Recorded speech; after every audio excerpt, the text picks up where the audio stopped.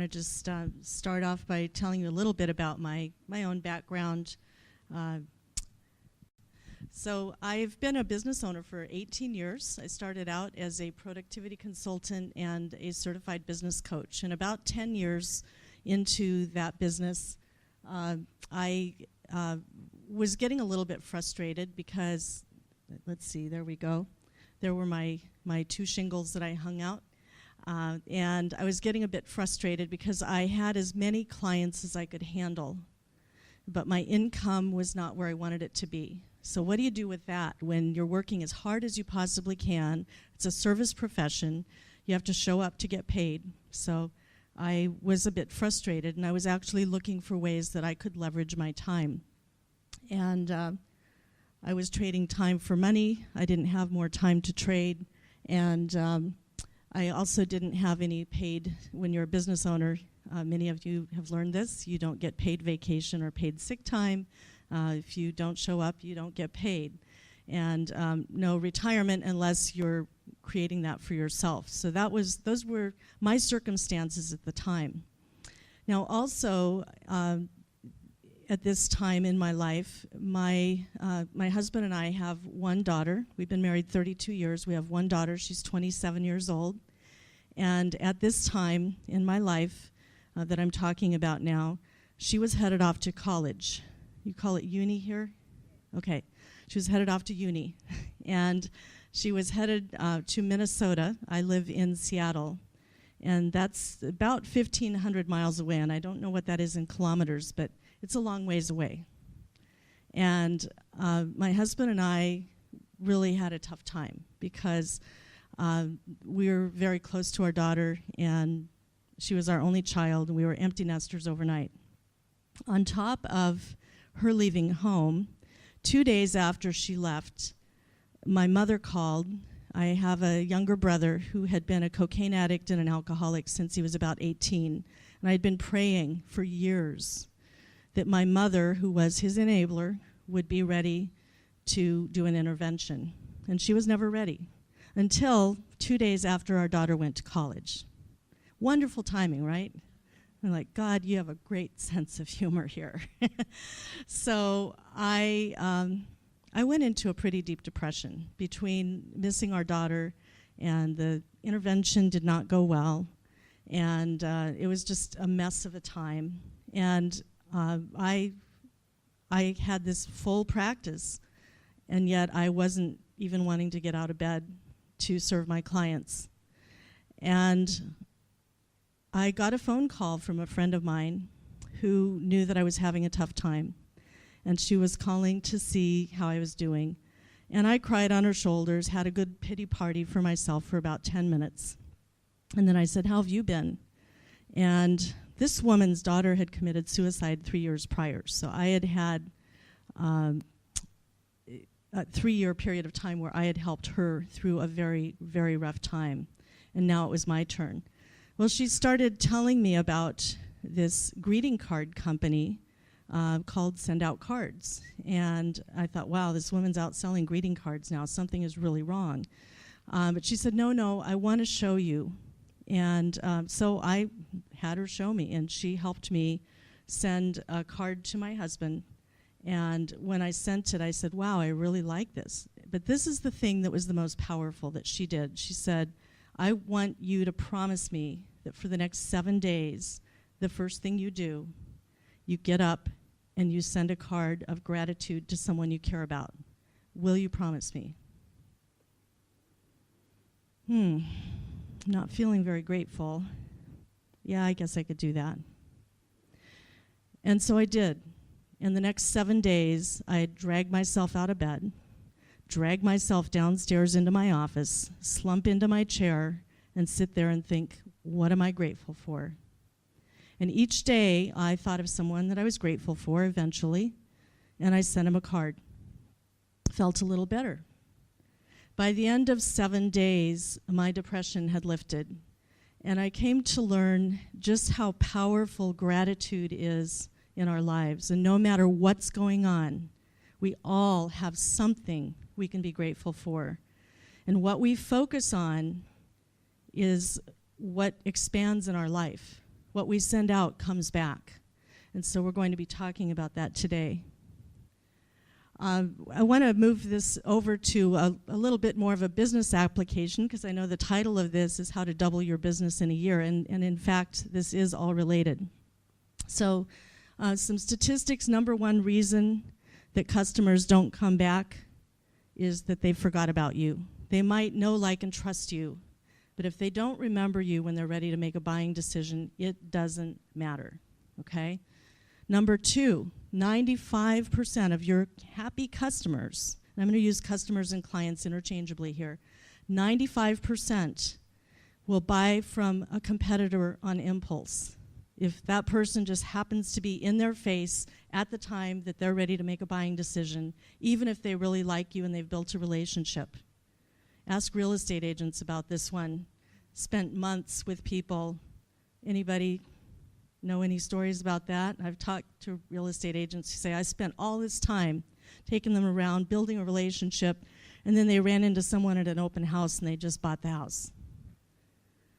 It happens. So for each month that you don't communicate, you lose 10% of your influence. So what does that mean? Within a year, you're off their radar, completely off their radar if you're not staying top of mind. So this stuff is pretty important, don't you think? Okay. So I ask you, are you looking in the wrong place for your clients? Most people are. They're out there looking and looking and looking right in your backyard. You have some incredible relationships in your life right now that you may not be nurturing. 67% of business today is driven by personal referral and word of mouth. And so what does that mean? If you're not staying top of mind, are you getting those referrals? Probably not. So the question is, what are you doing to attract those referrals? And what are you doing to maintain your relationships with your customers or clients? 91% of customers say that they would give referrals, but only 80% have been encouraged to do so. So we've got a little work that we can do here. I want to talk for a moment about 1 year in my life. I was frustrated with where my business was. It wasn't full. And I took a workshop with a marketing coach that I went to coaching school with. And she talked about, she was talking about stewardship one day in our training. And when I think about stewardship, I think about fall time in the church, and a lay person gets up and says, you know, everything that we have, we've been given. It's a gift from God, and it's our responsibility to give a portion back. And that is kind of what I think about when I think of stewardship. So she was talking about stewardship in terms of marketing, and I'm thinking, what does this have to do with marketing? And then it just hit me, and I hope this really soaks in for each of you. We all have been given gifts, and those gifts are gifts from God, and it's not just a good idea for you to share them with others. It's your responsibility. Does that shift how you think about marketing? Sure did for me. It doubled my income along with some other things that I did. I decided it's my responsibility to share what I have, and it's their responsibility to decide. Totally shifted. I wasn't out selling myself anymore. I hated that. Hated marketing. Just hated it with a passion.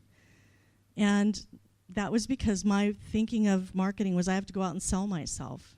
And that just didn't appeal to me. So what did I do? First of all, I became more intentional about getting to know people, not as a business entity or as somebody that could buy something from me, but simply getting to know people as people.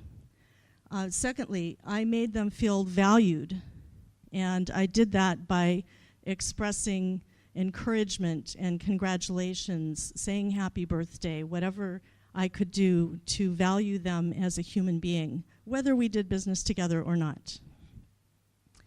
I built that know, like, and trust relationship. And then finally, as I said before, you can have that. People can know, like, and trust you, But if they don't remember you when they're ready to make a buying decision, it really doesn't matter. So you must stay top of mind. I wrote a book. I've got a few copies up here. It's called The Music of Your Heart. And by the way, I am a singer. I love hearing that we have a singer in the room. I have a CD in the front of the book with an original song that I sang called Listen to Your Heart. And so I've incorporated all of this into my business as well. But there are just a few tips that I want to share from my book that I think are applicable to what we're talking about today.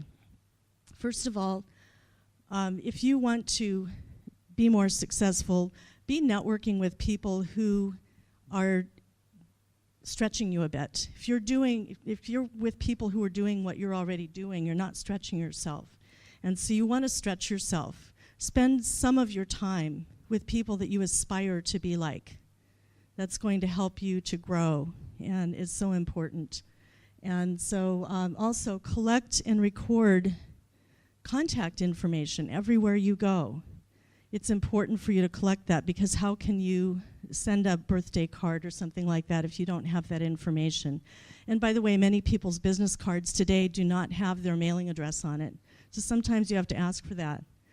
And I love this, the size of your network determines the size of your net worth. Who we know is so important.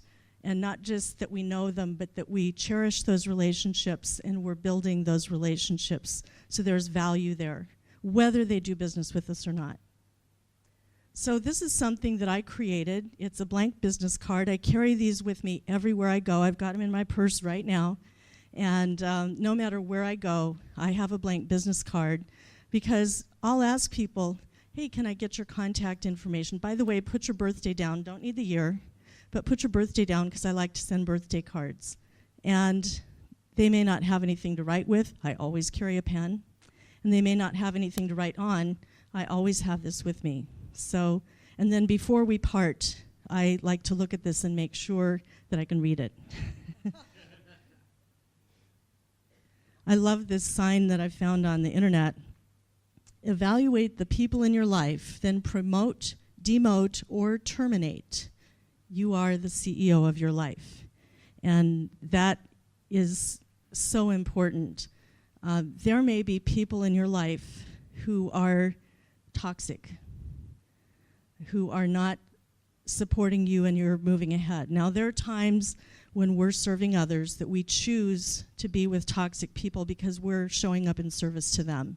And so we have to be careful about that too, that we're not just putting ourselves in a bubble and saying we're not going to be around any of those toxic people.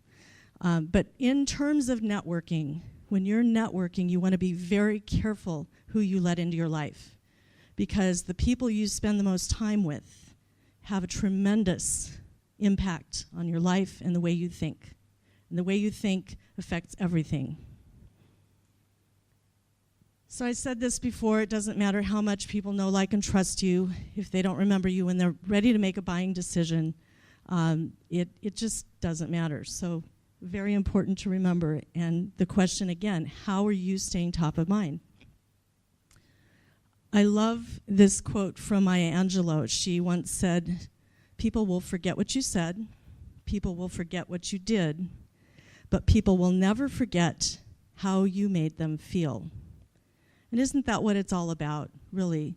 If you think about who you really enjoy doing business with, the people that make you feel good, that's who you want to do business with. And the people who make you feel icky, not as likely to go back and want to do business with them. So you want to be remembered as that person who makes other people feel valued. Mary Kay Ash, who was the founder of Mary Kay Cosmetics, she taught her sales force, or I'm not sure what you call Mary Kay people, consultants, thank you. She taught her consultants something that is very important that she attributes to the growth of her business, and that is, before you go to bed every night, write 3 thank you notes. Imagine if you did that every day, 3 thank you notes, what impact that would have on your relationships with others. And then Tom Hopkins. How many of you are familiar with Tom Hopkins? Okay. Tom Hopkins is one of the premier sales coaches in the world, and he travels the world speaking, and he talks about something called the thank you note habit. And his goal is to write 10 thank you notes a day. Now, he went from making less than $50 a month to building an annual sales volume of over $14 million in real estate. And he did that mostly by referral. And he attributes it to these thank you notes that he wrote. So here, I'm not expecting you to remember all those, but I'm just giving you an example of thank you for your time. Thank you for speaking with me. Thank you for meeting with me. Thank you for considering working with me, even though you've chosen to work with someone else. Thank you for the referral. I mean, thank you for the great service. So you can think of all kinds of reasons to thank people if you put your antenna up for what you're grateful for. The thing is, most of us don't put the antenna up. So we're not aware of how many things we're actually grateful for. Joe Girard, he's been in the Guinness Book of World Records, is it 12 consecutive years. He was born in the ghetto in Detroit, and he grew up to sell cars in Detroit. And he sold 13,001 cars in his career, and none of these were fleet sales. These were individual sales. And he sold an average of 6 cars a day. Can you imagine? Many car salesmen, if they got that in a month, they would be ecstatic. He did that every day. And how did he do it? He did it by sending thank you notes. He did it by sending cards. And this is back before send out cards or anything that makes it easier, which I'm going to show you in a little bit. He did that before any of that existed. He hired 3 full-time employees to do nothing but handwrite his cards for him. He sent 13 cars a year to everyone on his list. Do you think they remembered him? Do you think they sent referrals? Do you think that when the kids turned of age that they bought a car from him? You see how this works? So here's some examples of some of the kinds of cards, get those two confused. Some of the kinds of cards that Joe sent. He would send cards that had little tips in them about, here's the way to love your car. He sent everything from Valentine's to Groundhog's Day to you name it. He sent those cards out. Every month they got a card in the mail. So I want to share with you a couple of personal stories. The first one, I have a member of my team in Send Out Cards who her daughter-in-law lives in Las Vegas. And a few years ago, the economy was so bad there that cocktail waitresses were having trouble finding work. And there are a lot of those there. That's pretty bad, yeah. So her daughter-in-law was invited in for an interview, and she went in to interview, but she was not offered the job. She decided to send a thank you note to the person who interviewed her, and a few days later the phone rang. And they said, wow, we've never had anybody thank us for an interview, especially when we didn't offer them the job. And we're so impressed with you. We'd like you to come back and interview for another job. We're looking for someone to supervise all the cocktail waitresses, and we like your attitude. And she got the job. One thank you note. The other example up here, there's a guy in my church choir who was wanting to leave a high-tech company he was with, and he had 2 job interviews at Amazon. And one was staying in the Seattle area, the other was in the Silicon Valley area, San Francisco Bay Area. And he was invited to interview for both. And he was offered both jobs. And I said, wow, how do you think it is that you were offered both jobs by the same company? They were actually fighting over who was going to get him. And he said, well, I sent them each a thank you note after my interview. And I don't know, maybe that had something to do with it. We'll never know, but wow, that's pretty cool. So there are so many opportunities that we have to reach out in kindness to other people. And I've just listed a few up here. People say, well, I don't send many cards. Well, I didn't either. Before I started using send out cards, I have arthritis in my pinky, and it hurts to handwrite. And so I didn't like handwriting cards. And when I was introduced to send out cards, I started sending a whole lot more, and you'll see why that's so much easier in a little bit. So I want to ask you, how many cards, and you don't have to answer this out loud, but I want you to think to yourself, if it was super easy and affordable, and you're a thoughtful person, how many cards would you like to be sending out? Just thinking of family and friends, people at church, whatever the case may be. How many cards would you like to be sending?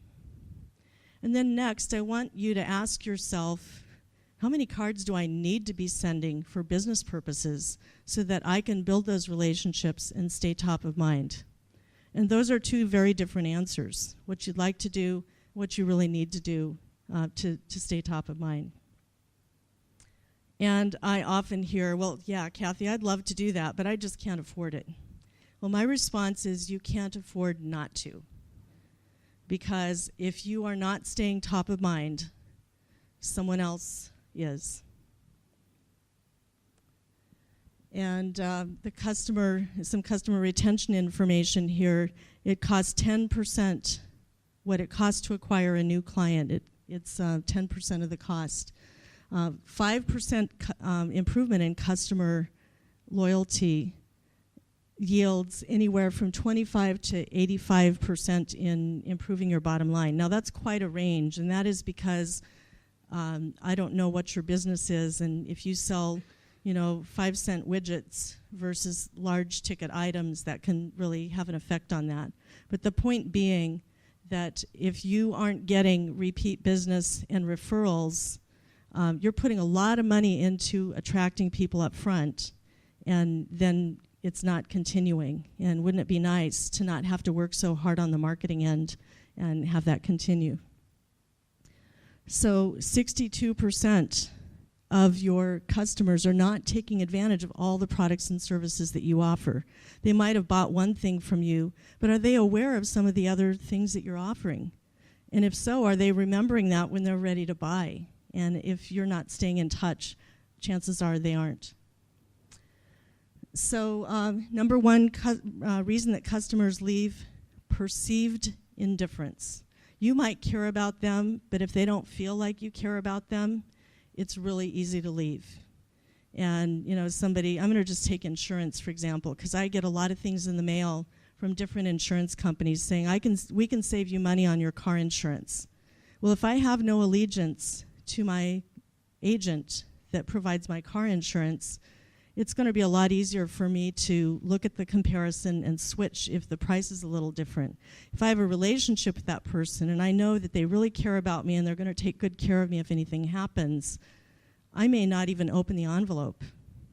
So this is very important. And I love the quote, the Estonian proverb, "Who does not think for little will not think for much." How we show up in life, whether there's something in it for us or not, really affects who we are and how we come across.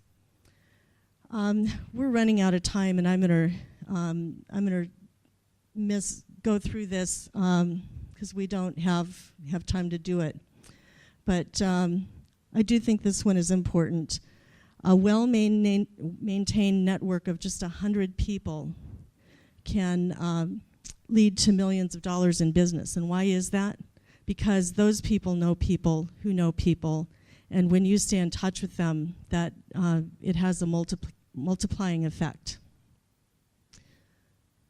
So every now and then technology comes along and makes some changes that have a huge effect on the way that we do business. And here are a few examples. And I'm not sure if all of these are in Australia. Was Blockbuster ever here? Okay. Is it still here? Okay. In the States, Blockbuster is essentially gone. And now people are using Netflix. And is Netflix here? Or is there a comparable? Okay, so there's a comparable. Okay, so the idea is we've gone from brick and mortar to click and order. Okay, and the same with the bookstore. Barnes and Noble, out of business. The local bookstores are out of business. There are a few still hanging on, but many people are now getting their books through Amazon or online things. And Hallmark is the way that people used to send cards, and you go in and drive to the store and stand in line and pay for your expensive card and get in the car and drive home and hunt up a pen and hunt up the address and hunt up a stamp and eventually maybe get it in the mail. Send out cards came along and provided a way that you don't have to leave your home. You can send a card from the comfort of your home or office with a click of a mouse. And it is a huge time-saving and money saver because most cards are less than $1. As a business professional, I love one of the features that we have is called a campaign feature, and that enables you to click send and send the same card to many people all at once, and the salutation is filled in with the personal name. I use my own handwriting. I can choose the font color. I have my own cursive signature in the card, and I create the card. I put my own heartfelt message in that card, and when I click send, the company prints, licks, stuffs, stamps, and takes it to the post office for me for less than $1 a card. I can also add gifts to go with that card.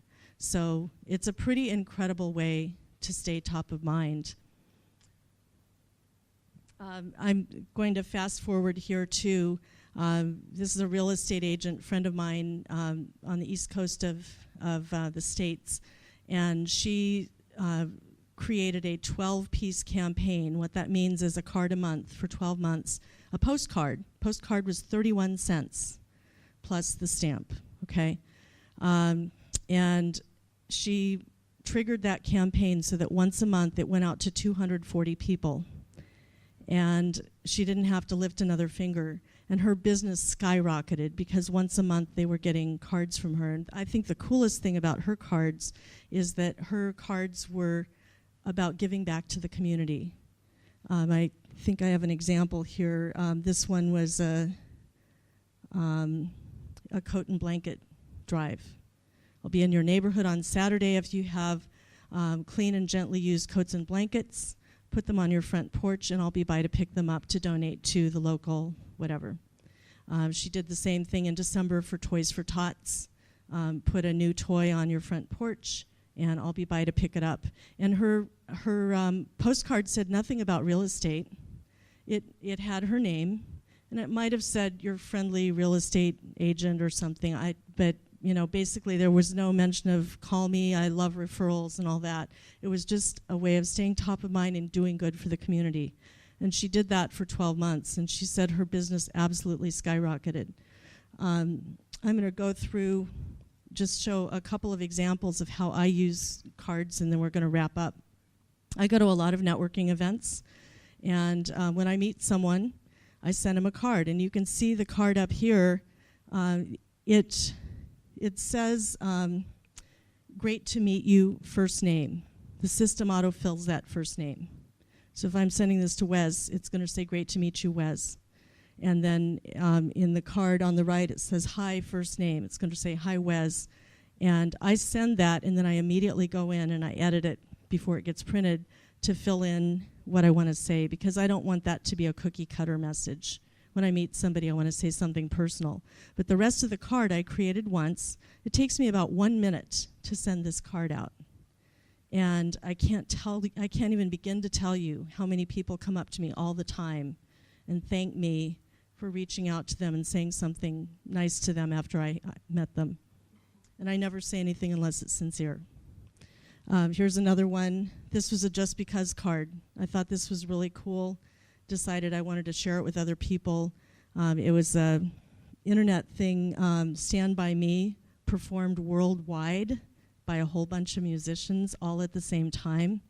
really cool. You can go to the URL there and watch it.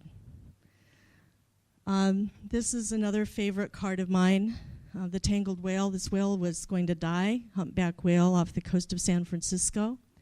And 4 divers dove down and cut the netting off the fish, off the whale, and released her to safety. And I send this card to people when they're going through challenging times. And towards the end, the message says something like this: I hope you and those you love will be so blessed and fortunate to be untangled by the things that are binding you. And then I'll add something personal to that. I get phone calls from people who are sobbing on the other end. That card meant so much to me. How did you know that I needed it right now? And sometimes I'm prompted to send a card like this, and I don't even know what's going on in their life, but I just know that I need to send it, and I don't ask why. When I get that message, I just do it. Whatever's going on in your life, you're in my prayers. I hope things get better. Amazing, the power of something like that. Another favorite card, love this one. The story is about a kid who's throwing starfish back into the ocean, and somebody comes along and says, "Kid, why are you doing that? There's thousands of starfish. You can't possibly save them all, and you're not going to make any difference." And the kid says, "Well, will to this one." And I love sending this card to people when I meet someone who's doing something good in the world. And I was just getting my nails done before coming here, and I overheard a woman in the salon. I sent her this card. And whether I ever see her again or not, it's going to put a smile on her face. I acknowledge something good that she's doing in the world. So you see, this isn't just about business, and everything is about business, all at the same time. Christmas cards. Do any of you say this? So, one of the things, and I'm just wrapping up now here, one of the things that I love about this system is that we can send those campaigns, and it takes a little time to put them together. But we have been blessed with a gentleman who's created some amazing cards, and you do have to have a send-out card system, which, by the way, is free to set up. There's no cost to become a customer. You just pay for your cards and postage. But you can buy the rights to use campaigns that have been professionally designed by others for a number of different professions. And you can see some of the professions there. And so if you're one of those who you'll do it when you get around to it, there are tools to make that easier for you. So what I've been talking about here is an automated system, and system stands for saving yourself significant time, energy, and money. And that's what I've found with what I've been using, and Wes has been using it as well. So I'm going to turn it back over to Wes here, and thank you for your time. Thank you, Kathy. So there's a couple of things I want to take out of this. For those who have been here will know that I live by a Bible verse, Psalm 50:23. He who gives thanks honors God and prepares the way for salvation to come. How many of us have been thankful to our customers? They're the ones who provide for us each and every day, our money. When was the last time you sent them a note or a card to say thank you and doing that? Whether or not you send out cards or not, it doesn't worry me. What I want you to do this year is think about the only way for you to double your business is to increase the number of customers you have. I hope this morning has sparked your mind in thinking, what can I do with my customers? My current customers, but my potential customers. When you're at an event like this, what do you do about following them up? We were at a dinner last week, and one of the ladies was saying her husband's just finished a doctorate and she wants to go on a trip. She's been contacting all these travel agents, and no one has phoned her back. No one has phoned her back. And she is just, but yet on Facebook, all these ads are coming up about going to Alaska, and so obviously Facebook has got in and found out that she's Googling that she wants to go on these trips. So Facebook has got it right. All on the side, she's got all these ads about going to things, but she said, I've contacted all these travel agents and no one's returned the call. So we can sit there and say, God, I need more money, I need more customers, I need more business. But what have you physically done about that? Just prayed? Well, you need to put action to that. And whatever system you use to do that, so I want to encourage you this year. You want to double your business this year? Then what are you doing with your customers? How are you changing it? How are you building a relationship? Does that make sense? Good. We are running late, which I apologise for, and we've got to get Kathy to another appointment. I've got to get into town by 9:30, so we're going to have fun. Kathy, can you pray for everyone, and then we can release them? Is that okay? God, thank you for this time together. Bless each and every person in this room and their businesses as they go out and serve you. Please travel safely with all of us as we part. In Jesus' name, amen. So thank you. Let's give. Do you enjoy that this morning? Did you get something out of it? Yes. Very good. If you want to talk to Kathy, do that. I know some of you got to get back to your businesses to open shops and things. We do need to leave by about 9 o'clock at the latest. Kathy's, yes? Kathy, just quickly, I do a lot of networking like yourself, and after every event, I always send a thank you email to everyone that I've met after an event. So, and also, I sort of signed up with send out cards, but so I can follow that up, I suppose, with the physical card, or if I get business cards. So, would you do that? Even though I've sent the thank you email, and I do get some replies, but sometimes I don't get replies, which doesn't bother me. But so the people that take the time to reply is good. But so would I still follow it up with a send out card, even though I've sent them a thank you email? For those who want to stay and hear my answer to that, that's fine. And if you need to leave, please do. I don't want to hold you up. So the question was, I've sent a thank you email. Should I also send a card? I'm biased, okay? I'm going to just tell you that right up front. And I'm going to share my daughter. She had a send out cards account, but she didn't get a card in the mail in time for Mother's Day, and she sent me an e-card, and it had the most incredible message in it. And I printed it out on the flimsy paper, and I posted it up on my wall, but it's not very attractive. If she had sent that to me in a card, I mean, we can keep cards, we can read it over and over, and when the message is heartfelt, there's nothing like it. A text message, an email, the second you click off it, it's gone. So I have a strong preference for thanking people with a card, and there's nothing wrong with following it up with a card, in my opinion. Are there any other questions? Yes. Oh, my book is 15.